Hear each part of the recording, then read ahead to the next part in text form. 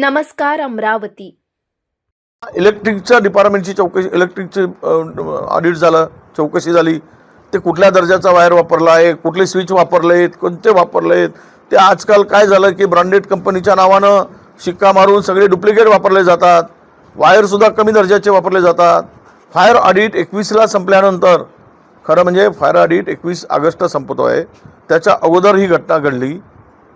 मला वाटतं त्या कोणत्या आपला त्यानंतर खरं तर फायर ऑडिट 90 दिवसाच्या पूर्वी, मुदत संपण्याच्या 90 डेज पूर्वी ते करून घ्यायला पाहिजेत.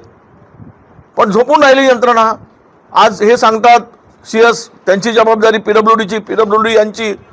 या दोघांना नेऊन फासावर चढवा चौकामध्ये, मग जबाबदारी फिक्स होईल. काय खेळ लावला काय आरोग्यांशी, गरिबांच्या जीवाशी? म्हणजे ह्यांनी याच्यावर जबाबदारी ढकलायची, त्यांनी त्याच्यावर जबाबदारी ढकलायची. हे सांगतात की PWDने आम्हाला हे करताना दिलं नाही. मग CSनी कसं हँडओव्हर करून घेतलंय?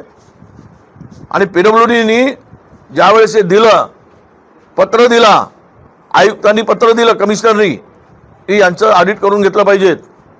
मग त्यावेळेस हे सगळे झोपले होते काय? आणि काय करत होते सगळे लोक? एखाद्या घटनेमध्ये परवा 3 मुलांना साप चावल्यामुळे आदिवासी मुलांचा मृत्यू झाला जपतलाईला. त्या संस्था चालकावर गुन्हा दाखल केला.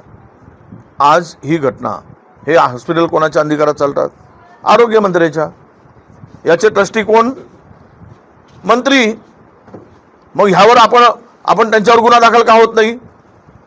आजपर्यंत केवळ चौकशी.